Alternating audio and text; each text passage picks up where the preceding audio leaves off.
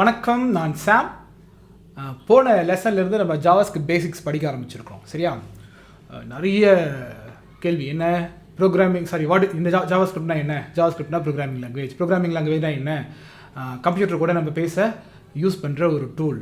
அந்த கம்ப்யூட்டருக்கு நம்ம பேசுகிற லாங்குவேஜ் வந்து புரியாது. இல்லை, நான் பேசுகிறது இப்போது நான் இப்படி எழுந்து போ, இல்லை இது 2 நம்பர் எனக்கு கூட்டி கொடு அப்படின்னு சொன்னால் அது புரியாது. இல்லை, ஸோ அப்போது நான் சொல்கிறத கம்ப்யூட்டர் புரிஞ்சிக்கிறதுக்கு ஒரு லாங்குவேஜ், ஒரு டிரான்ஸ்லேட்டர் வேணும்.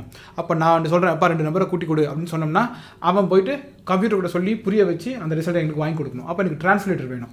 அந்த டிரான்ஸ்லேட்டருக்கு 2 பேர் இருக்கிறாங்கன்னு சொல்லியிருந்தேன். கம்பைலர் ஒருத்தன், இன்டர்பிரட்டர் ஒருத்தன். அவன் எப்படி டிரான்ஸ்லேட் பண்ணுவான் அப்படிங்கிறதுல நான் போன லெசனில் சொல்லி கொடுத்துருந்தேன். ஸோ அந்த ப்ரோக்ராமை இப்போது எப்படி எழுதுறது,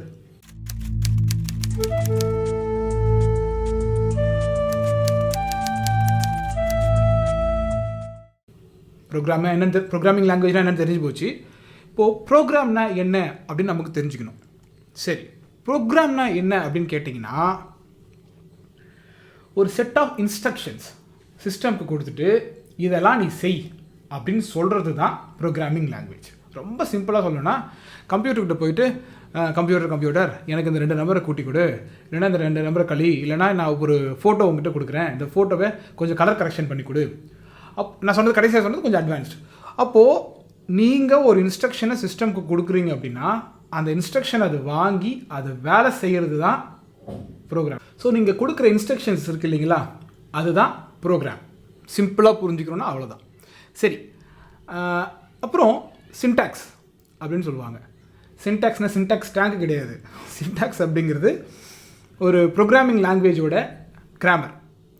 நான் இதை ரொம்ப தெளிவாக உங்களுக்கு பின்னாடி எக்ஸ்பிளைன் பண்ண போகிறேன். ஏன்னா இப்போ நான் கிராமர்னு மட்டும் சொல்லிடுறேன். இப்போ ஒரு லாங்குவேஜுக்கு எப்படி வந்து ஒரு கிராமர் இருக்குதோ, சில ரூல்ஸ் அண்ட் ரெகுலேஷன்ஸ் இருக்குதோ, அதுதான் வந்து சின்டாக்ஸ். சரியா?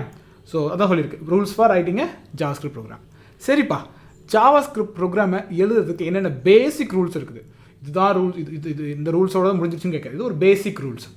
ஸோ என்னென்ன ரூல்ஸ் இருக்குது அப்படின்னா, ஆக்சுவலாக இது தப்பு. ஆல் த ஸ்டேட்மெண்ட்ஸ் இந்த ப்ரோக்ராம் மீன்ஸ் வித் செமிகோலன் போட்டிருக்கேன். ஆனால் ஜாவாஸ்கிரிப்ட் அப்படி கிடையாது. ஜாவாஸ்கிரிப்டில் உங்களுக்கு சில இதெல்லாம் இருக்குது. ஸோ இதை மட்டும் நம்ம விட்டுருவோம். நான் ஆக்சுவலாக மறந்ததை போட்டுட்டேன். நான் எல்லா ப்ரோக்ராமிங் லாங்குவேஜ்க்கும் வர மாதிரி போட்டுட்டேன். பட் ஜாவாஸ்கிரிப்டை பொறுத்த வரைக்கும் உங்களுக்கு செமிகோலன் வைக்கணும்னு அவசியம் இல்லை. But for a good practice, ஒரு நல்ல ப்ராக்டிஸ் வேணும் அப்படின்னா நம்ம செமிகோலன் வச்சு எழுதலாம். சரிங்களா? ரூல்ஸ் கிடையாது, ஆனால் குட் டு ஹேவ் அப்படி தான். ஓகே, அப்புறம் பிளாங்க் ஸ்பேசஸ் இருக்கலாம். வார்த்தைகளுக்கு இடையில் பிளாங்க் ஸ்பேசஸ் இருக்கலாம். இன்னும் ப்ரோக்ராமே எனக்கு எழுத தெரியாது, நீ என்னென்னமோ சொல்கிற அப்படின்னு யோசிக்காதீங்க. வெயிட் பண்ணுங்கள், நான் சொல்லித்தரேன். அப்புறம் ஒரே லைனில் மோர் தேன் ஒன் ஸ்டேட்மெண்ட் எழுதலாம். மோர் தேன் ஒன் ஸ்டேட்மெண்ட் எப்படி எழுதலாம்? செமிகோலன் வச்சு அதை பிரிச்சுட்டு நீங்கள் அடுத்து என்ன பண்ணலாம். இப்போது ஒரே லைன்லேயே எக்ஸாம்பிளுக்கு ஏதோ ஒரு டிக்ளரேஷன் பண்ணுறீங்கன்னு வச்சுக்கோங்களேன். ஃபஸ்ட் லைன்லேயே டிக்ளரேஷன் பண்ணிவிட்டு ரெண்டாவது லைனில் பிரிண்ட் பண்ணுவீங்க. அப்படி இல்லாமல் நான் ஃபஸ்ட் லைன்லேயே டிக்ளரேஷனும் பண்ணுவேன், அங்கேயே நான் பிரிண்ட்டும் பண்ணுவேன் அப்படின்னா அப்படியும் எழுதலாம். ஒரே லைனில் கூட முழு ப்ரோக்ராமையும் எழுதுனா அது எக்ஸிக்யூட் ஆகும்.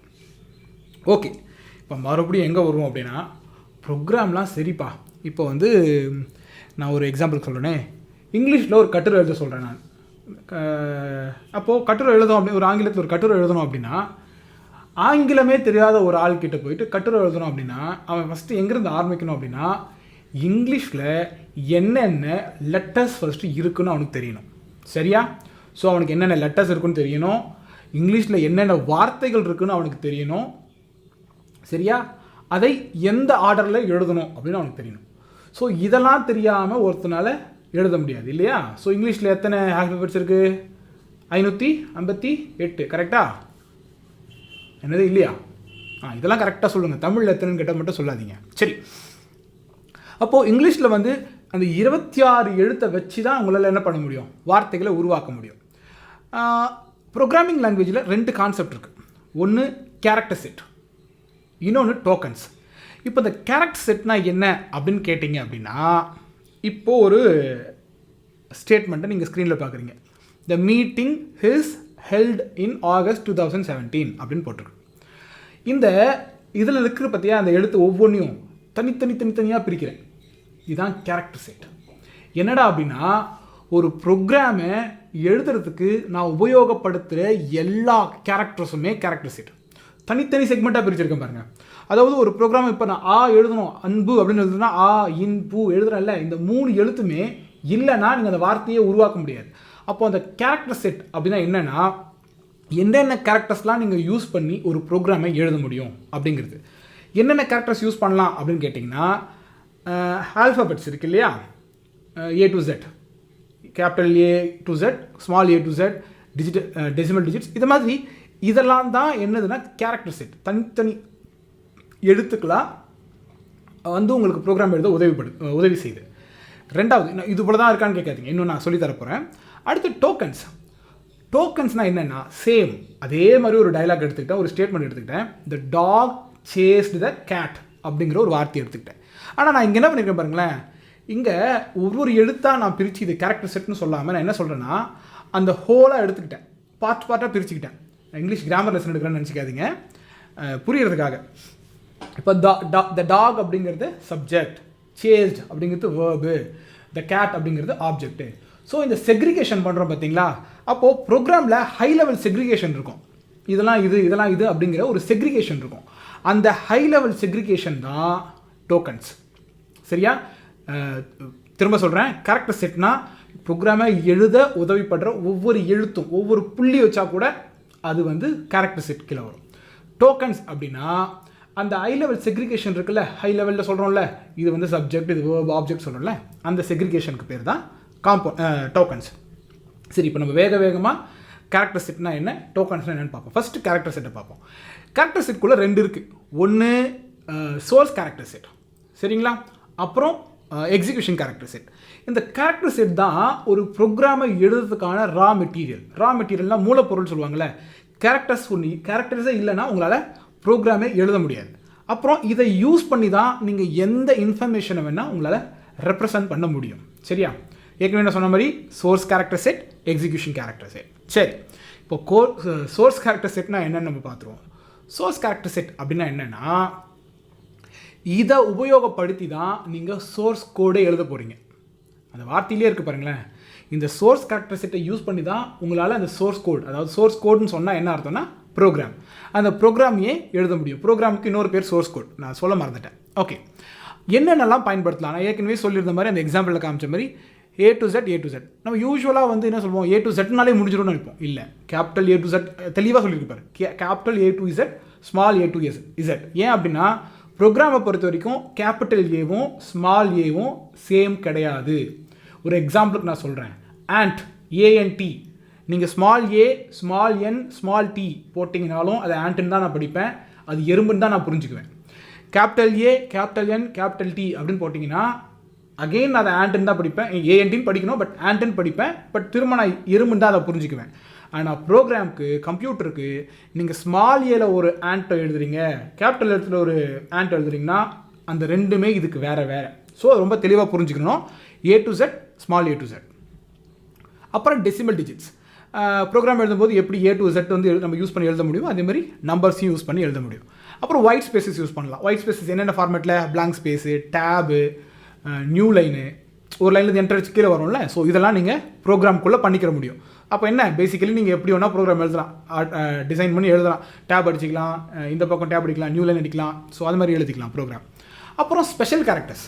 ஸோ எக்ஸாம்பிளுக்கு சொல்லணும் அப்படின்னா, இப்போ அடிஷன் பண்ணணும்னா நமக்கு ப்ளஸ் சிம்பிள் வேணும். ஸோ பாருங்கள், அந்த plus symbol, minus simple, ஆஸ்ட்ரிக் simple, இது எல்லாமே ஸ்பெஷல் கேரக்டர்ஸ் கீழே வரும். ஸோ சோர்ஸ் கேரக்டர் செட்டில் இருக்கிறது 4 பேர் தான். Alphabets, decimal digits, white spaces, special character set. இந்த 4 ஐட்டம்ஸை தவிர வேறு எதுவுமே உங்கள் சோர்ஸ் கோடில் இருக்காது. ஐ மீன் உங்கள் ப்ரோக்ராமில் இருக்காது. ஓகேவா? ஓகே, அடுத்து சரி, அப்போது கேரக்டர் செட்னால நம்ம என்ன சொன்னோம், கேரக்டர் செட் உபயோகப்படுத்தி தான் ப்ரோக்ராமை எழுத முடியும்னு சொன்னோம். ஏற்கனவே 4 சொல்லிட்டேன், அதில் தான் ப்ரோக்ராம் எழுத முடியும்னு சொல்லிட்டேன். பட் இது என்ன புதுசாக அப்படின்னு கேட்டிங்கன்னா, இங்கே தான் விஷயம் இருக்குது. அது சோர்ஸ் கேரக்டர் செட் அப்படின்னா இது எக்ஸிக்யூஷன் கேரக்டர் செட். அது சோர்ஸ் கோடு எழுதுறதுக்கு பயன்படும். இதுவும் சோர்ஸ் கோடுக்குள்ளே தான் இருக்கும், சோர்ஸ் கோடுக்குள்ளே தான் பயன்படும். ஆனால் இது என்ன அப்படின்னா, இதோட எஃபெக்ட் நமக்கு எப்போ தெரியும் அப்படின்னா, நீங்கள் ஒரு ப்ரோக்ராமை எப்போ ரன் பண்ணுறீங்களோ அது பேர் எக்ஸிக்யூஷன் சொல்லுவாங்க. எப்போவுமே ஒரு ப்ரோக்ராம் ரன் ஆகிறதுக்கு பேர், ப்ரோக்ராம் ரன் ஆகிற மொமெண்ட் இருக்குல்ல, பர்டிகுலர் மொமெண்ட் இருக்குல்ல, அதுக்கு பேர் எக்ஸிக்யூஷன் சொல்லுவாங்க. இது எப்போவுமே இதோடைய அர்த்தம் நமக்கு எப்போ சொல்லும் அப்படின்னா எக்ஸிக்யூஷன் நேரத்தில் தான் சொல்லும். இதுக்கு இன்னொரு பேரும் இருக்குது ஆக்சுவலாக, அது எஸ்கேப் சீக்வன்ஸ்னு சொல்லுவாங்க. இதை இன்னொரு பேர் என்னென்னா நான் கிராஃபிக்கல் கேரக்டர்ஸ். அதாவது நான் கிராஃபிக்கல் அப்படின்னா விஷுவலாக உங்களால் பார்க்க முடியாது, கண்ணால் பார்க்க முடியாது. அப்படின்னு கண்ணால் பார்க்க முடியாத ஒரு கேரக்டர், அதானே உங்கள் கேள்வி. சொல்கிறேன் இருங்க. இந்த எக்ஸாம்பிள் பாருங்கள், நான் அந்த 3 பாயிண்ட் எக்ஸ்பிளைன் பண்ணுறேன். இந்த எக்ஸாம்பிள் பாருங்கள். /n அப்படின்னு போட்டிருக்கு இல்லையா.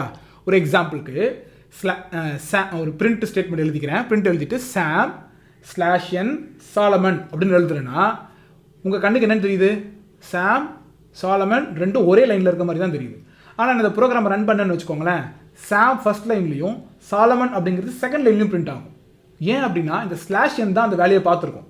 ஸோ அதுதான் நான் சொன்னேன், ப்ரோக்ராம் எக்ஸிக்யூட் ஆகிற நேரத்தில் தான் இவன் வேலையே செய்வான். அப்போது இவனை எப்படி ரெப்ரசென்ட் பண்ணணும், இவனுக்கு ஒரு ரூல் இருக்குது. சும்மா யாரை வேணால் நான் எக்ஸிக்யூஷன் கேரக்டர்ஸை யூஸ் பண்ண முடியுமான்னு கேட்டால் முடியாது. / வச்சு ஆரம்பிக்கிற ஒருத்தன் தான் எஸ்கேப், அதாவது எக்ஸிக்யூஷன் கேரக்டர் செட்டாக இருக்க முடியும். இவனுக்கு இன்னொரு பேர், எனக்கு இன்னொரு பேர் இருக்குங்கிற மாதிரி இவனுக்கு இன்னொரு பேர் என்ன, எஸ்கேப் சீக்வன்ஸ். ஓகேவா? ஸோ /n /t /v இதெல்லாம் அந்த மாதிரி. /n நியூ லைன், டீனா டேப், வீனா வெர்டிக்கல் ஸ்பேஸ். ஓகே, ஸோ இருங்க, என்னென்னமோ சொல்லிட்டே போகிறோன்னு யோசிக்க வேண்டாம். நம்ம இன்னும் ப்ரோக்ராம் எழுத ஆரம்பிக்கல. இது வந்து உங்களுக்கு ஒரு பேசிக்ஸ் தான். ஸோ ஒன்ஸ் நம்ம இந்த லெசனுக்கு அப்புறம் நம்ம அடுத்த லெசனில் வந்து நம்ம ப்ராக்டிகல்ஸ் தான் பார்க்க போகிறோம். ஸோ ஓரளவுக்கு நம்ம இதெல்லாம் புரிய ஆரம்பிச்சிருச்சுன்னா நம்ம ப்ரோக்ராம் எழுதும்போது இன்னுமே நமக்கு தெளிவாக புரியும். ஓகே, இப்போ டோக்கன்ஸ்குள்ளே வந்துடுவோம். டோக்கன்ஸில் என்னென்ன இருக்குது? Comments, keywords, literals, identifiers, operators, expression. இப்போ இந்த 6 பேரை பார்க்க போகிறோம். இன்றைக்கி நம்ம பார்க்குறது 2 டாபிக் தான், நல்லா ஞாபகம் வச்சுக்கோங்க. கேரக்டர் செட், டோக்கன்ஸ் 2 தான் பார்க்குறோம். கேரக்டர் செட்டில் source character set, execution character set. டோக்கன்ஸில் இன்றைக்கி ஒரு 6 பேர் இருக்காங்க. இந்த 6 பேர் என்னன்னு பார்த்துருவோம். ஒரு ப்ரோக்ராம்குள்ளே கமெண்ட்ஸ் அப்படின்னா என்ன அப்படின்னா, ஒரு லைன் எழுதிருக்கீங்க, ஏதோ ஒரு ப்ரோக்ராம் எழுதியிருக்கீங்க.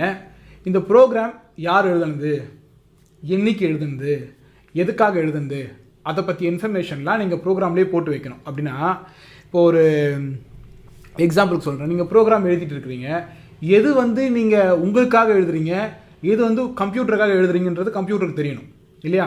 இப்போ சிலதெல்லாம் நான் எனக்காக எழுதி வைப்பேன். இப்போ ஒரு நோட்ஸ் எடுக்கும்போது பார்த்தீங்கன்னா ஒரு புக்கை கூட நம்ம என்ன பண்ணுவோம், இந்த இடத்துல அண்டர்லைன் பண்ணுவோம், நோட்ஸ் எடுப்போம். எது இதெல்லாம் நமக்கு நம்ம எழுதுகிறோமோ அதை நம்ம வந்து கமெண்ட்ஸ் இல்லை நோட்ஸ்ன்னு நம்ம ஞாபகம் வச்சுக்கணும். அப்போ கம்ப்யூட்டருக்கு நம்ம என்ன பண்ணணும், அதை தெளிவாக சொல்லணும். எப்பா இதெல்லாம் கமெண்ட்ஸு, எனக்கு நானே எழுதிக்கிறது, நீ வந்து தப்பாக நினச்சிக்காத, இது நான் உனக்கு சொல்கிற இன்ஸ்ட்ரக்ஷன்ஸ் கிடையாது அப்படிங்கிறத நான் தெளிவாக கம்ப்யூட்டருக்கு சொல்லணும். அப்போது இதை 2 வகையில் சொல்ல முடியும். ஒன்று சிங்கிள் லைன் கமெண்ட்டுன்னு சொல்லுவாங்க, இன்னொன்று மல்டி லைன் கமெண்ட்டுன்னு சொல்லுவாங்க. சிங்கிள் லைன் கமெண்ட் எப்படி சொன்ன பாயிண்ட்ஸே தான் இங்கே வருது. ஸோ அதை நீங்கள் ஒன்றும் கன்ஃபியூஸ் பண்ணிக்க வேண்டாம். சிங்கிள் லைன் கமெண்ட் எப்படி எழுதுவாங்க அப்படின்னு கேட்டிங்கன்னா, இந்த போட்டிருக்க பாருங்களேன், மேலே தெரியுது இல்லையா, this function will print hello world when executed. / போட்டிருக்கேன் பாருங்கள். / போட்டு எழுதுனீங்கன்னா அது சிங்கிள் லைன் கமெண்ட். என்னடா சிங்கிள் லைன் கமெண்ட்னா, நீங்கள் அதை / போட்டுட்டு அதுக்கப்புறம் என்ன எழுதுனீங்கனாலும் அதை கம்ப்யூட்டர் கண்டுக்காது, அது எக்ஸிக்யூஷனுக்கு எடுத்துக்கொள்ளப்படாது. கம்ப்யூட்டர் கண்டுக்காது / போட்டு எழுதுனீங்கன்னா. ஆனால் அந்த வேலிடிட்டி எங்கே முடியும் அப்படின்னா அந்த லைன் வரைக்கும் தான். அந்த லைன் என்டர் அடிச்சிட்டிங்கன்னு வச்சுக்கோங்களேன், அடுத்து அவன் ரெடி ஆகிடுவான். இதுக்கப்புறம் சொல்கிறதுலாம் எனக்கு அப்படின்னு அவன் ரெடி ஆகிடுவான். இது பேர் சிங்கிள் லைன் கமெண்ட். அதுக்கு கீழே பாருங்களேன், சே ஹலோ அப்படிங்கிற கீழே ஒன்று பட்டிருக்கேன் பாருங்கள். / போட்டு ஆஸ்ட்ரிக் போட்டு / போட்டிருக்கேன்.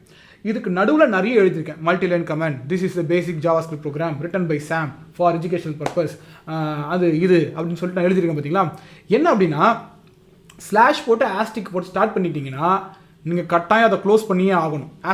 / போட்டு க்ளோஸ் பண்ணியே ஆகணும். அப்போ தான் இது க்ளோஸ் ஆகும். இல்லைனா நீங்கள் / போட்டு ஆஸ்ட்ரிக் போட்டு ஓப்பன் பண்ணி விட்டிங்கன்னா அதுக்கு கீழே நீங்கள் உங்கள் ப்ரோக்ராமை நீங்கள் எவ்வளோ உருகி அப்படியே எழுதியிருந்தா கூட அது சிஸ்டம் எக்ஸிக்யூட் பண்ணாது. ஸோ சிங்கிள் லைன் கமெண்ட் அப்படின்னா / போட்டு எழுதுனா அது ஒரு லைனோட முடிஞ்சிடும். மல்டி லைன் கமெண்ட்னா / போட்டு ஆஸ்ட்ரிக் போட்டு அதுக்கப்புறம் எழுதுறது எல்லாமே, இது நீங்கள் ஒரே லைன்லேயே முடிக்கணும்னாலும் முடிக்கலாம், 10 லைன்லேயே முடிக்கலாம், இல்லை முடிக்காமல் விட்டிங்கனாலும் ப்ரோக்ராம் எக்ஸிக்யூட் ஆகாது. ஆனால் மல்டி லைன் கமெண்ட்டை பொறுத்த வரைக்கும் நீங்கள் ஓப்பன் பண்ணால் க்ளோஸ் பண்ணி ஆகணும். ஓகே, 2வது கீவேர்ட்ஸ். ஓகே, கீவேர்ட்ஸ்னால் என்ன தெரியுமா, இது வந்து ப்ரோக்ராமிங்கில் ஏற்கனவே ப்ரீ டிஃபைன்டாக இருக்கிற வேர்ட்ஸ். இதை வந்து நான் படிக்கும் போது எனக்கு இதுதான், இந்த வார்த்தை தான் சொல்லி கொடுத்தாங்க. Basic building blocks for any programming language அப்படின்னு சொன்னாங்க. ஒரு ப்ரோக்ராமை எழுதணும் அப்படின்னா ஒரு செங்கல் மாதிரி, அது எவ்வளோ செங்கல் ஒரு முக்கியமோ அதை மாதிரி இந்த கீவேர்ட்ஸ் ரொம்ப ரொம்ப முக்கியம். இது வந்து ரிசர்வ்டு வேர்ட்ஸ். எக்ஸாம்பிளுக்கு சொல்லணும் அப்படின்னா, இப்போ ஃபார் அப்படிங்கிற ஒரு வார்த்தை இருக்குது. ஆங்கிலத்தில் ஒரு வார்த்தை இருக்குது, ஃபார் அப்படிங்கிற ஒரு வார்த்தை இருக்குது. இங்கே ப்ரோக்ராமில் இந்த ஃபார் எழுதணும் அப்படின்னா ஃபாருங்கிற வார்த்தையை உபயோகப்படுத்தி எழுதணும்னா எழுத முடியாது. ஏன்னா அந்த ஃபாருங்கிற வார்த்தைக்கு ஏற்கனவே இவங்க ஒரு அர்த்தம் கொடுத்து எழுதி வச்சுருக்காங்க. அந்த ஃபாரை இவங்க எப்படி சொல்கிறாங்களோ அப்படி மட்டும் தான் நம்மளால் எழுத முடியும். நம்மளால் நம்ம இஷ்டத்துக்கு எந்த ஒரு இது எழுத முடியாது. அது பேர் என்ன சொல்லுவாங்கன்னா ப்ரீ டிஃபைன்டு மீனிங் அதுக்கு ஏற்கனவே இருக்குது. அது என்னென்ன அப்படிங்கிறத கொஞ்சம் பாருங்கள். இந்த லிஸ்ட்டு காமிக்கிறேன் பாருங்கள். Break, case, catch. ஸோ இதெல்லாம் வந்து கீவேர்ட்ஸ். ஆக்சுவலாக இதுதான் கீவேர்ட்ஸ்னு கேட்டால் இல்லை, இதை தாண்டியும் இருக்கலாம். நான் எடுக்கும்போது இவ்வளோ தான் என் கண்ணில் மாட்டிச்சு. நான் சி ப்ரோக்ராமிங் லாங்குவேஜ் படிக்கும்போதெல்லாம் எனக்கு சொல்லிக் கொடுக்கும்போது 32ன்னு நினைக்கிறேன். தேர் ஆர் 31 32 சரியாக ஞாபகம் இல்லை, சாரி. தேர் ஆர் 32 கீவேர்ட்ஸ் இந்த இது லாங்குவேஜ், சி ப்ரோக்ராமிங் லாங்குவேஜ். இது வந்து மாறாது அப்படி இப்படின்லாம் நிறைய சொல்லுவாங்க. ஆனால் வந்து ஜாவாஸ்கிரிப்டை பொறுத்த வரைக்கும் அப்டேட் ஆகிட்டே இருக்குது. இந்த லாங்குவேஜில் நிறைய கீவேர்ட்ஸ் வந்து ஆட் ஆகிட்டே இருக்குது. எனக்கு தெரிஞ்சு புதுசாக ஆட் ஆன நிறைய கீவேர்ட்ஸ் இருக்குது. இந்த ஈல்டெல்லாம் நான் ஏன் உபயோகப்படுத்துனதில்லை எனக்கு தெரிஞ்சு. ஸோ இந்த ஈல்டு சூப்பர் நான் உபயோகப்படுத்தலை. ஸோ அது மாதிரி நிறைய கீவேர்ட்ஸ் ஆட் ஆகிட்டே இருக்குது. ஓகே, கீவேர்ட்ஸ்னால் என்ன அப்படின்னா அதுக்குன்னு ஒரு மீனிங் இருக்கும். இந்த வார்த்தைக்கு என்ன அர்த்தம் இருக்குதோ அந்த அர்த்தத்தின்படி தான் நீங்கள் உபயோகப்படுத்த முடியுமே தவிர உங்களுடைய இஷ்டத்துக்கு அதை வளர்ச்சிக்க முடியாது. இந்த வார்த்தையை உங்கள் ப்ரோக்ராமிங்கில் நீங்கள் யூஸ் பண்ணலாம், உங்கள் சொந்தத்துக்கு யூஸ் பண்ண முடியாது. அது ஏன்னு சொல்கிறேன். மூணாவது லிட்ரல்ஸ். ஓகே, ஒரு ப்ரோக்ராம் எழுதும்போது நான் என்ன சொன்னேன், சோர்ஸ் கேரக்டர் செட்டப் யூஸ் பண்ணி ப்ரோக்ராம் எழுதுறேன்னு சொன்னேன் இல்லையா? அப்போ எழுதும்போது என்ன எழுதுவீங்க? ஒரு ப்ரோக்ராம் எழுதுறீங்களே, console.log சாம் சாலமன் பிரபு அப்படின்னு எழுதுறீங்க, இல்லை 1 2 3 4 5 எழுதுறீங்க, ஒரு டபுள் கொட்டேஷனுக்குள்ளே எழுதுறீங்க. இதுக்கு பேர் என்ன அப்படின்னு கேட்டால் லிட்ரல்ஸ் அப்படின்னு சொல்லுவாங்க. எதோட வேல்யூவை நீங்கள் எக்ஸிக்யூஷன் டைமில் மாற்ற முடியாதோ, மறுபடியும் சொல்கிறேன், எந்த வேல்யூவை எக்ஸிக்யூஷன் டைமில் உங்களால் மாற்ற முடியாதோ அதெல்லாம் லிட்ரல்ஸ்க்கு கீழே வரும். ஓகேவா? இதை கான்ஸ்டன்ட்ஸ்னும் சொல்லுவாங்க. இதில் 3 டைப் இருக்குன்னு நினைக்கிறேன். 3 டைப் இருக்குது. இது ஸ்லைட் வந்தால் தான் எனக்கு தெரியும். ஒன்று இன்டிஜர் கான்ஸ்டன்ட். இன்டிஜர் கான்ஸ்டன்ட்னா என்னென்னா ஒரு ஃபுல் நம்பர், ஹோல் நம்பர். ஓகேவா? 12 14 16 அப்படிங்கிறதெல்லாம் அந்த ஃபுல் ஹோல் நம்பர் இல்லையா? அந்த ஹோல் நம்பர் எல்லாமே இன்டிஜர்னு சொல்லுவாங்க. ஸோ ஒரு இன்டிஜர் கான்ஸ்டன்ட்கான எக்ஸாம்பிள் கொடுத்துருங்க பாருங்கள். 345 453 45,323 இதெல்லாம் வந்து இன்டிஜர் கான்ஸ்டன்ட், அதாவது சீக்வன்ஸ் ஆஃப் டிஜிட்ஸ். ஓகே, அடுத்து ஒன்று வரப்போகுது ஃப்ளோட் கான்ஸ்டன்ட். இது என்னடானா sequence of digits with the presence of decimal point. அதாவது இதுவும் இதுவும் சீக்வன்ஸ் ஆஃப் டிஜிட்ஸ் தான், கூட டெசிமல் பாயிண்ட் இருக்க போகுது. சேம் நம்பர்ஸை நான் உபயோகப்படுத்தியிருக்கேன். என்ன பண்ணியிருக்கேன் எக்ஸ்ட்ரா அப்படின்னா டெசிமல் பாயிண்ட்டை இன்ட்ரோடியூஸ் பண்ணியிருக்கேன். இதுக்கு பேர் இதெல்லாம் என்ன அப்படின்னா ப்ரோக்ராமிங் லாங்குவேஜை பொறுத்த வரைக்கும் ஃப்ளோட்டிங் கான்ஸ்டன்ட்ஸ், ஃப்ளோட் கான்ஸ்டன்ட்ஸ். இதெல்லாம் ஜென்ரல் டேர்ம்ஸு. ப்ரோக்ராமிங்கில் இதெல்லாம் ரொம்ப ஜென்ரல் டேர்ம்ஸு. ப்ரோக்ராமிங் பேசிக்ஸ் சொல்கிறதுக்காக நான் சொல்கிறேன். இது அப்படியே ஜாவாஸ்கிரிப்டில் இருக்கான்னு கேட்காதீங்க, உங்களுக்கு ப்ரோக்ராமிங் புரிகிறதுக்காக நான் அதெல்லாம் சொல்லிக் கொடுக்குறேன். மூணாவது ஸ்ட்ரிங் கான்ஸ்டன்ட். ஓகே, ஸ்ட்ரிங் அப்படின்னா இப்போ பாருங்களேன், ஏற்கனவே என்ன இருந்தது, சீக்வன்ஸ் ஆஃப் டிஜிட்ஸ். வெறும் சீக்வன்ஸ் ஆஃப் டிஜிட்ஸ் மட்டும் வந்தால் அது இன்டிஜர் கான்ஸ்டன்ட்ஸ். ரெண்டாவது sequence of digits with decimal point வந்தால் அது ஃப்ளோட்டிங் கான்ஸ்டன்ட். இங்கே என்னடானா சீக்வன்ஸ் ஆஃப் கேரக்டர்ஸ், வார்த்தையை மாற்றிருக்காங்க. சீக்வன்ஸ் ஆஃப் கேரக்டர்ஸ் நான் தெளிவாக சொல்கிறேன். Sequence of alphabets, sequence of with sequence of digits, sequence of decimal points எல்லாத்தையும் நீங்கள் மிக்ஸ் பண்ணி, அதாவது ஆல்மோஸ்ட் கீபோர்டில் இருக்கிற எல்லா கீஸையும் நீங்கள் அடிக்கிறீங்கன்னு வச்சுக்கோங்களேன். இது எல்லாமே சேர்ந்து எதுக்குள்ளே வரலாம் அப்படின்னா ஒரு ஸ்ட்ரிங் கான்ஸ்டன்ட்டுக்குள்ளே வர முடியும். சரியா? இதை வந்து சிங்கிள் அல்லது டபுள் கொட்டேஷன் யூஸ் பண்ணி தான் இந்த வேல்யூஸை கொடுக்க முடியும். இதுக்கு முன்னாடி கொடுத்த நான் 345 ஒரு டபுள் கொட்டேஷனுக்குள்ளவோ இல்லை சிங்கிள் கொட்டேஷனுக்குள்ளவோ நான் கொடுத்துட்டேன் அப்படின்னா அது இனிமேல் அது வந்து என்னவா இருக்காது அப்படின்னா, நான் ஒரு எக்ஸாம்பிள் அதை கொடுத்துருக்கலான்னு நினைக்கிறேன். அது என்னவா இருக்காது அப்படின்னா இன்டிஜர் கான்ஸ்டண்ட்டாக இருக்காது. நான் சொல்கிறது புரியுதா? 345ங்கிறது ஆக்சுவலாக வெறுமனே நீங்கள் எழுதுனீங்கன்னா அது இன்டிஜர். 345.34 எழுதுனீங்கன்னா அது ஃப்ளோட்டிங். ஆனால் இது ஏன் டபுள் கொட்டேஷன் போட்டு 345 ப்ரோக்ராமில் எழுதிட்டேன் அப்படின்னா அது ஸ்ட்ரிங்காக மாறிடும், அது நம்பராக இருக்காது. சிஸ்டமை பொறுத்த வரைக்கும் ஏபிசிடி எழுதுனா அதுக்கு எப்படி புரியுமோ அப்படி தான் 1 2 3 எழுதுக்கும். 1 2 3ங்கிறது நம்பர்னு இது புரிஞ்சிக்காது. ஓகேங்களா? இப்போதைக்கு இதை புரிஞ்சுக்கோங்க, ஒன்றும் பிரச்சனை இல்லை. நான் போக போக உங்களுக்கு தெளிவாக சொல்லித்தரேன். இப்போ ஐடென்டிஃபையர்ஸ். ஓகே, ஐடென்டிஃபையர்ஸ்னால் ஒன்றும் பெருசாக ஒன்றும் கிடையாது. ப்ரோக்ராமில் நீங்கள் எழுதும்போது குறிப்பிட்ட எலமெண்ட்டுக்கு ஓகேப்பா இவனுக்கு நான் இந்த பேரை கொடுக்க போகிறேன், இவனுக்கு இந்த பேரை கொடுக்க போகிறேன், ஒரு ஃபங்க்ஷன் இருக்கா அந்த ஃபங்க்ஷனுக்கு இந்த பேர், ஒரு வேரியபிள் இருக்கா அந்த வேரியபிளுக்கு இந்த பேர் அப்படின்னு நீங்கள் நல்லா கவனிச்சுக்கோங்க. நீங்கள் ப்ரோக்ராமிங்கில் கொடுக்குற பேர் நீங்களாக சொந்தமாக ஃபீல் பண்ணி கொடுக்குறீங்கள அந்த பேர்லாம் ஐடென்டிஃபையர் கீழே வரும். இந்த ஐடென்டிஃபையர் எப்படி எழுத முடியும் அப்படின்னு கேட்டால் லெட்டர்ஸ் அண்ட் டிஜிட்ஸ் காம்பினேஷனில் எழுத முடியும். ஒரு எக்ஸாம்பிள் சொல்லணும்னா நேம் 1, நேம் 2, நேம் 3 இல்லை மார்க் 1, மார்க் 2 அப்படின்னு பேர் வைக்க முடியும். அதாவது வெறும் நேம்னு வைக்கலாம், NAME அப்படின்னு ஒரு பேரை நீங்கள் கிரியேட் பண்ணலாம். இல்லை அது கூட ஒரு டிஜிட்டை சேர்த்து நேம் 1 இல்லை மார்க் 1 அப்படிங்கிற காம்பினேஷன்லையும் நீங்கள் கிரியேட் பண்ணலாம். ரெண்டு. இன்னொன்று என்ன பண்ண முடியாது அப்படின்னா, நான் நம்பர்ஸையும் டிஜிட்ஸையும் சேர்க்கலான்னு சொல்லிட்டுனால நீங்கள் என்ன பண்ணிடக்கூடாது அப்படின்னா, நம்பர்ஸை கொண்டாந்து முன்னாடி வச்சுக்கூடாது. 1 நேம் அப்படின்னு எழுத முடியாது. எப்போவுமே ஃபர்ஸ்ட் லெட்டர் வந்து கேரக்டராக தான் இருக்கணும், அதாவது ஆல்ஃபபெட்ஸில் தான் ஸ்டார்ட் பண்ணணும் அப்படிங்கிறது ரூல். அப்புறம் அண்டர்ஸ்கோர் யூஸ் பண்ணிக்கலாம். ஒரு எக்ஸாம்பிளுக்கு வந்து ஒரு பெரிய வார்த்தை இருக்குன்னு வச்சுக்கோங்களேன், என்ன டக்குன்னு ஞாபகம் இருக்க மாட்டேங்குது, சரி நான் சொல்கிறேன். அண்டர்ஸ்கோரை நீங்கள் என்ன பண்ணிக்கலாம், வேரியபிள் நேமில் யூஸ் பண்ணிக்கலாம். கட்டாயம் என்ன பண்ணக்கூடாது, ஒரு வேரியபிள் நேமில் ஸ்பேஸை யூஸ் பண்ணக்கூடாது, ஸ்பெஷல் கேரக்டர்ஸை யூஸ் பண்ணிடவே கூடாது. இப்போ நான் உங்களுக்கு எக்ஸாம்பிள் சொல்லி தான் ஆகணும் இல்லையா? சரி, டோட்டல் ஸ்டூடெண்ட்ஸ் அப்படின்னு ஒரு வேரியபிள் வச்சுக்கோம். Total students TOTALSTUDENTS. இங்கே என்ன சொல்லியிருக்கு, நோ ஸ்பேஸ். வேரியபிள் நேம் வைக்கும்போது என்ன பண்ணக்கூடாது, ஸ்பேஸே வைக்கக்கூடாது. இப்போ டோட்டல் ஸ்டூடெண்ட்ஸ்னு எழுதியிருக்கேன், அது படிக்க முடியுமா? படிக்கலாம், கொஞ்சம் கஷ்டமாக இருக்கும்.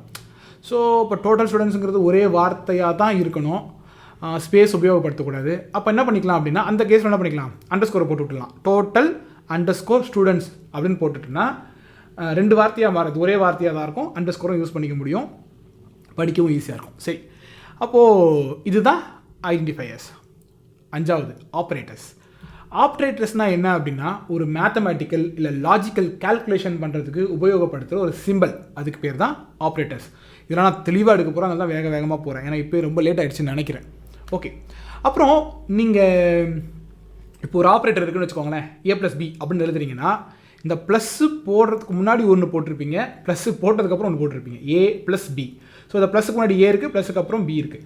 இந்த டேட்டா ஐட்டம்ஸ் இருக்குல்ல, ப்ளஸுக்கு முன்னாடி இருக்கிற A, ப்ளஸுக்கு அப்புறம் இருக்கிற B, இதுக்கு பேர் ஆப்ரன்ஸ் அப்படின்னு சொல்லுவாங்க. ஸோ இது வந்து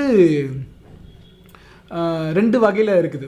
ஒன்று பைனரி ஆப்ரேட்டர்னு சொல்லுவாங்க, அதாவது 2 ஆப்ரண்ட் வந்துச்சுன்னு வச்சுக்கோங்களேன். இப்போ A+Bன்னு வந்துருக்கு, A+Bன்னு வந்தால் அது வந்து பைனரி ஆப்ரேட்டர். ஏன்னா 2 நம்பரை எடுத்துக்கிட்டு இன்புட்டாக எடுத்துக்கிட்டு ப்ளஸ் யூஸ் பண்ணி ஒரு அவுட்புட் கொடுக்கும்.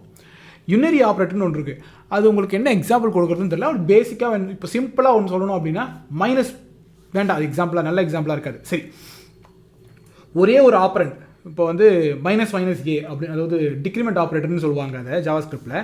இப்போதைக்கு இப்படி புரிஞ்சுக்கோங்க, ஒரே ஒரு ஆப்ரண்ட் மட்டும் இருக்குது அப்படின்னா, ஆப்ரண்ட்னா என்னது, சிம்பிள்ஸ்க்கு முன்னாடி வர அந்த டேட்டா ஐட்டம். அந்த டேட்டா ஐட்டம்க்கு ஒரே ஒரு எக்ஸ்பிரஷனில் ஒரே ஒரு டேட்டா ஐட்டம் தான் இருக்குது அப்படின்னா அது யுனரி ஆப்ரேட்டர். 2 ஆப்ரேட்டர்ஸ் வருது அப்படின்னா அதுக்கு வந்து பைனரி ஆப்ரேட்டர்ஸ். அதை பண்ணுறதுக்கு பேர்லாம் பைனரி ஆப்ரேட்டர்ஸ். சரியா? சில எக்ஸாம்பிள்ஸ் உங்களுக்கு போட்டிருக்கேன், ப்ளஸ், ஐஃபன், ஆஸ்ட்ரிக்கு, இதெல்லாம் உங்களுக்கு ஒரு எக்ஸாம்பிளாக போட்டிருக்கேன். சொல்லிக் கொடுக்கும்போது ரொம்ப தெளிவாக சொல்லிக் கொடுக்குறேன். சரியா? இப்போ எக்ஸ்பிரஷன். ஓகே, எக்ஸ்பிரஷன்னா என்ன அப்படின்னு கேட்டோம்னா, இப்போ பார்த்த எல்லாமே கிட்டத்தட்ட வந்துடும். இல்லை கான்ஸ்டன்ஸ்னால் இல்லை, literals, combination of variables with constants with operators. இப்போ ஒரு வேரியபிள் இருக்குது, A அப்படின்னு ஒரு வேரியபிள் இருக்குது. கான்ஸ்டன்ட்ஸ் என்ன, கான்ஸ்டன்ட்ஸ் 5ங்கிற கான்ஸ்டன்ட் இருக்குது, 5. இதை நான் மிக்ஸ் பண்ண போகிறேன். எப்படி, A+5 அப்படின்னு எழுதுனேன்னா இது என்னது, ஒரு எக்ஸ்பிரஷன். ஓகேவா? இது எப்பவுமே என்ன நடக்கும் அப்படின்னா, ஈக்குவலை வச்சு தான் எவாலுவேட் பண்ணும். ஒரு ஈக்குவலுங்கிறது அசைன்மெண்ட் ஆப்ரேட்டர். ஒரு எக்ஸாம்பிள் சொல்கிறேன், ஒரு பெரிய எக்ஸ்பிரஷன் எழுதுறோம், மேத்தமெட்டிக்ஸில் எழுதுகிற மாதிரியே தான். A+B + C, A+B + C அப்படின்னு ஒரு எக்ஸ்பிரஷன் இருக்குது. அதை வந்து நான் என்ன பண்ணுறேன் அப்படின்னா, ஒரு அசைன்மெண்ட் ஆப்ரேட்டர் போட்டு இதில் இந்த வேல்யூ என்ன பண்ணு வச்சுக்கோன்னு சொல்லிட்டு, answer equal to A+B + C equal to போட்டுட்டு, ஏக்கு என்ன வேல்யூ, பிக்கு என்ன வேல்யூ, சிக்கு என்ன வேல்யூ, அதை இம்ப்ளிமெண்ட் பண்ணி இது போட்டு ஆன்சர் ஈக்குவல் டு 15. ஸோ அந்த அசைன்மெண்ட் ஆப்ரேட்டரை உபயோகப்படுத்தி தான் இந்த எக்ஸ்பிரஷன்ஸ் நம்ம எழுதுவோம். ஒரு எக்ஸாம்பிளுக்கு பாருங்களேன், A = X + Y * Z. So இதெல்லாம் வந்து எக்ஸ்பிரஷன்ஸ். ஓகே, நம்ம இன்றைக்கி என்ன படித்தோம் அப்படின்னா, ப்ரோக்ராம்னா என்னன்னு பார்த்தோம். ப்ரோக்ராம்னா என்னது, set of instruction which is given to the computer. இவ்வளோ நேரம் தமிழ் சொல்லி கொடுத்துருந்தா அல்லது இங்கிலீஷில் சொல்கிறேன், இதையும் தெரிஞ்சு வச்சுக்கோங்க. Computer is a program, program is a source code set of instructions which is given to the system for our computer to perform a specific task. Okay, இதை எப்படி எழுத முடியும் அப்படின்னு கேட்டால், கேரக்டர் செட் உபயோகப்படுத்தி எழுத முடியும். Source and execution character set, அதில் என்னென்ன இருக்குது, ஆல்ஃபபெட்ஸ் இருக்குது, நம்பர்ஸ் இருக்குது, ஒயிட் ஸ்பேசஸ் இருக்குது, ஸ்பெஷல் கேரக்டர்ஸ் இருக்குது, கடைசியாக எஸ்கேப் சீக்வன்சஸ். இவ்வளோ உபயோகப்படுத்தி நீங்கள் ப்ரோக்ராம் எழுத முடியும். அடுத்து ப்ரோக்ராமில் என்னென்ன காம்போனன்ட்ஸ் இருக்குது அப்படின்னு கேட்டிங்கன்னா, டோக்கன்ஸ். நான் சொன்னேன்ல டோக்கன்ஸ் ஏற்கனவே சொன்னேன். அந்த டோக்கன்ஸில் கமெண்ட்ஸுங்கிறது ஃபஸ்ட் செக்ஷன். கமெண்ட்ஸ்குள்ளே சிங்கிள் லைன் கமெண்ட் எழுதலாம், மல்டி லைன் கமெண்ட் எழுதலாம். சிங்கிள் லைன் கமெண்ட்டுக்கு டபுள் ஸ்லாஷ் போடணும், மல்டி லைன் கமெண்ட்டுக்கு ஸ்லாஷ் ஆஸ்டிக் போட்டு ஆரம்பித்து ஆஸ்டிக் ஸ்லாஷ் போட்டு முடிக்கணும். ரெண்டாவது விஷயம் கீவேர்ட்ஸ் அப்படின்னா அது ரிசர்வ்டு வேர்ட்ஸ், அதுக்கு ப்ரீ டிஃபைன்டு மீனிங் இருக்குது. இந்த வார்த்தைகளை உங்கள் இஷ்டத்துக்கும் நீங்கள் உபயோகப்படுத்திக்க முடியாது. அதுக்குன்னு ஒரு அர்த்தம் இருக்குது. அந்த அர்த்தம் என்னமோ அதுக்கு தான் நீங்கள் பயன்படுத்த முடியும், உங்கள் விருப்பத்துக்கு இதை பயன்படுத்த முடியாது. மூணாவது லிட்ரல்ஸ் அப்படின்னா ப்ரோக்ராம்குள்ளே எந்த வேல்யூவை எக்ஸிக்யூஷன் டைமில் சேஞ்ச் பண்ண முடியாதோ அது கான்ஸ்டன்ட்ஸ் அல்லது லிட்ரல்ஸ் கீழே வரும். அதில் இன்டிஜர், ஃப்ளோட், ஸ்ட்ரிங்குன்னு 3 இருக்குது. இன்டிஜருக்கு எக்ஸாம்பிள் 40 கொடுத்துருக்கேன். ஃப்ளோட்னா டெசிமல் பாயிண்டோட வரணும். இப்போ 40.04 அப்படின்னா அது வந்து ஃப்ளோட். ஸ்ட்ரிங் அப்படின்னா டபுள் கொட்டேஷனுக்குள்ளவோ சிங்கிள் கொட்டேஷனுக்குள்ளவோ நீங்கள் கொடுக்குற எல்லாமே ஸ்ட்ரிங்ஸாக இருக்கும், அதாவது நீங்கள் நியூமரிக் கொடுத்தா கூட. அடுத்து ஐடென்டிஃபையர்ஸ். ஓகே, ஐடென்டிஃபையர்ஸ்னால் என்ன? ஐடென்டிஃபையர்ஸ் தான் ஒரு பேர். நம்ம ஒரு ப்ரோக்ராமில் நம்மளாக கொடுக்குற பேர் எல்லாமே ஐடென்டிஃபையர்ஸ் கீழே வரும். இப்போ இவ்வளோ வேரியபிள்ஸ் தான் க்ரியேட் பண்ணியிருக்கேன். வாரி பி சி டின்னு க்ரியேட் பண்ணியிருக்கேன் இல்லையா? இந்த ஏபிசிடிஇ அப்படிங்கிறது நானாக கொடுத்த பெயர், அதுக்கு ஒரு வேல்யூ அசைன் பண்ணியிருக்கேன். ஸோ இதெல்லாம் தான் ஐடென்டிஃபையர்ஸ். இந்த வேர் அப்படிங்கிறது கீவேர்டில் இருக்குது. ஏபிசிடிங்கிறது நான் கொடுத்த ஐடென்டிஃபையர். இந்த 10, 34.44 இதெல்லாம் லிட்ரல்ஸில் இருக்குது. புரிஞ்சுக்கிட்டீங்களா? ஓகே, அதுக்கு அடுத்து இருக்க அந்த அரே வேண்டாம், அதை நான் அடுத்த லெசன் சொல்லித்தரேன். ஆப்ரேட்டர்ஸ் அப்படின்னா symbols which is use to perform some mathematical or logical operations. அதுக்கு என்ன வேணும்? டேட்டா வேணும். டேட்டானா ஆப்பரன்ஸ் வேணும். ஆப்பரன்ஸ் எங்கேருந்து கிடைக்கும் உங்களுக்கு? இங்கே ஐடென்டிஃபையர்ஸ்லேருந்து எடுத்துக்கலாம், இல்லைனா கான்ஸ்டன்ட்ஸ்லேருந்து எடுத்துக்கலாம், அது லிட்ரல்ஸ்லேருந்து எடுத்துக்கலாம். கடைசியாக எக்ஸ்பிரஷன் அப்படின்னா எப்படி இருக்கும்? அது வந்து combination of operators, variables and என்னது கான்ஸ்டன்ட்ஸ், இதெல்லாம் காம்பினேஷனில் இருக்குது அப்படின்னா அது பேர் எக்ஸ்பிரஷன்ஸ். அதை நீங்கள் என்ன பண்ணணும்? அசைன்மெண்ட் ஆப்ரேட்டர் யூஸ் பண்ணி நீங்கள் அந்த வேல்யூ அசைன் பண்ணிக்கலாம். எக்ஸாம்பிள்ஸும் நான் உங்களுக்கு கொடுத்துருக்கேன். ஓகே, அடுத்த லெசனில் ஒரு ப்ரோக்ராமை எப்படி எழுதுறது அப்படின்னு நான் சொல்லிக் கொடுக்குறேன். எனக்கு தெரியல, நான் ரெக்கார்ட் பண்ணியிருக்கேன், ரொம்ப லாங்காக பேசின மாதிரி எனக்கு தெரியுது. பட் பொறுமையாக பாருங்கள், இல்லைனா நீங்கள் வேகமாக 2xல கூட வச்சு பாருங்கள். உங்களுக்கு புரியுது, உங்களுக்கு ரொம்ப ஃபாஸ்ட்டாக நீங்கள் புரிஞ்சிக்க முடியுதுன்னா நீங்கள் 2xல கூட வச்சு பாருங்கள். அடுத்த லெசனில் நான் உங்களுக்கு ப்ரோக்ராம் எழுதி சொல்லிக் கொடுக்குறேன். ஸோ லெசன் பிடிச்சிருந்ததுன்னா லைக் பண்ணுங்கள், கமெண்ட்ஸில் சொல்லுங்கள். கமெண்ட்ஸில் ஏதாவது டவுட் இருந்தால் நீங்கள் கேளுங்க, வைக்கப்படாமல் கேளுங்க. ரொம்ப யாரும் தப்பாக நினச்சிப்பாங்கலாம் யோசிக்காதீங்க. டவுட்ஸ் இருந்தால் கேளுங்க, நான் கட்டாயம் சொல்லிக் கொடுக்க தயாராக இருக்கிறேன். சரியா? ஓகே, பாய், டேக் கேர்.